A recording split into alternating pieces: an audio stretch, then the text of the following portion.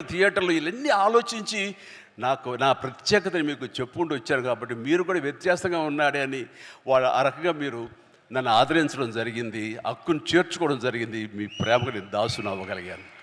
ఈరోజు ఈ మాట ఎందుకు అంటున్నానంటే అదే అదే దారిలో ఈ రోజున కిరణ్ అబ్బవరం కూడా మన నెక్స్ట్ డోర్ బాయ్ లాగా ఉంటాడు. సో ఇది ఒక్కడికే ఇది సొంతం కాదు, ఇది ప్రతి ఒక్కడికి కావాల్సినటువంటి అవకాశాలు ఇచ్చే కళామ తల్లి సినిమా ఇండస్ట్రీ. ఎక్కడో రాయచోటులో పుట్టాడు, ఇంత దూరం ఏం వెళ్తావులే, మహా అయితే తిరుపతి దాకా వెళ్ళి చిరంజీవి సినిమాలు, పవన్ కళ్యాణ్ సినిమాలు, ఆ తర్వాత అన్నాను పిలుస్తాడు రామ్ చరణ్ సినిమాలు, ఇవి కదా అనుకున్నాడు. అలా అనుకోలేదు. నేను ఎందుకు కాకూడదు, నేను అలా ఎంతోమంది కిరణ్ అబ్బవరాలకు నేను ఎందుకు ఇన్స్పిరేషన్ కాకూడదు అనుకున్నాడు. అక్కడి నుంచి తను ఈ స్థాయికి వచ్చాడు. చేసినటువంటి 4-5 సినిమాలు కూడా మంచి హిట్స్ అందుకున్నాడు, మీ ఆదరణ పొందగలిగాడు. ఇప్పుడు ఇదిగో ఈ యొక్క చెన్నై లవ్ స్టోరీ చేసి ఖచ్చితంగా దీని ద్వారా కూడా మీ యొక్క ప్రేమాభిమానాలు పొందుతాడు.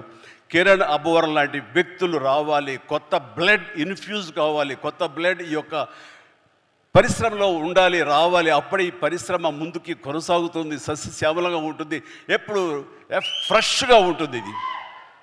సో నాలాంటి వాళ్ళు ఉన్నాం, కొంచెం ఏదో వాళ్ళు తీసుకెళ్తూ ఉంటాం, కానీ కొత్త బ్లడ్ రావాలని మనస్ఫూర్తిగా నేను ఆహ్వానిస్తాను. అందులో ఈ రోజున కిరణ్ అబ్బవరం ఆల్రెడీ ప్రూవ్ చేసుకున్నాడు, కానీ మరింత ఉన్నత స్థాయికి చేరాలని, ఈ సినిమా కూడా తనకి మంచి పేరు ప్రఖ్యాతలు తీసుకురావాలని నేను మనస్ఫూర్తిగా ఒక తమ్ముడు, ఒక సోదరులాగా, ఒక బిడ్డలాగా నేను కిరణ్ అబ్బవరాన్ని మనస్ఫూర్తిగా ఆశిస్తున్నాను, ఆశీస్సులు అందజేస్తున్నాను.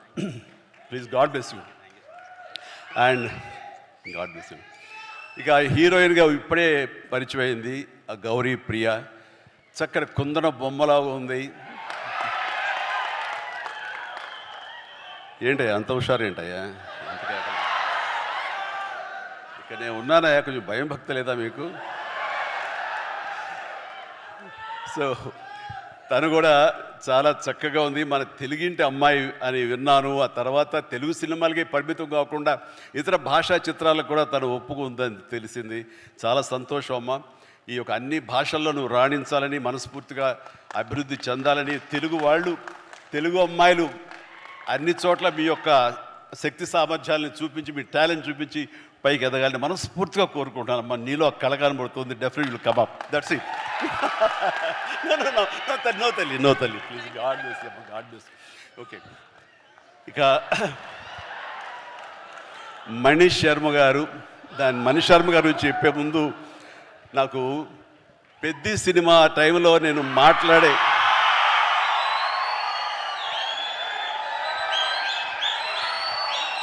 పెద్ద సినిమా సమయంలో మాట్లాడే అవకాశం నాకు దొరకలేదు.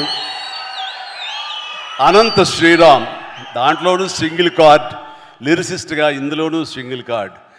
అతడు అందులో రాసినటువంటి లిరిక్స్ గురించి ఇప్పుడు ప్రస్తావించకూడదు, అది అద్భుతం, పక్కన పెట్టేస్తే. మరి ఇందులో ఇంకా పాటలు వినలేదు, కానీ మన వాళ్ళు చెప్పిన దాన్ని బట్టి చాలా చాలా బాగా రాశాడని చెప్పేసి. అండ్ అతను కూడా 2-3 దిశలుగా చెరిగిపోతున్నాడని విన్నాను. చెలరేగొడతాడు టీవీ షోలో కానివ్వండి, ఆ స్టైల్ కానివ్వండి, ఆ అవుట్ఫిట్స్ కానివ్వండి. అనంత్ ఏంటయ్యా ఇలాగానో, నేను టీవీ చూస్తూ ఏం ట్రాన్స్ఫర్మేషన్ అంటూ వచ్చాను. అండ్ తను కూడా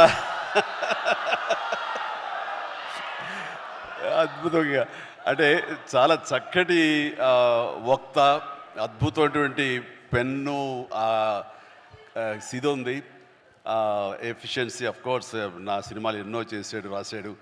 అండ్ ఆ రకమైనటువంటి అనంత్ శ్రీరామ్కి నేను మనస్ఫూర్తిగా ఆ రోజున అభినందనలు తెలియజేయలేదు, ప్రత్యక్షంగా సభాముఖంగా ఇప్పుడు ఆ సినిమాకి ఈ సినిమాకి కలిపి ముందస్తుగా నేను నాకు శుభాకాంక్షలు తెలియజేస్తున్నాను.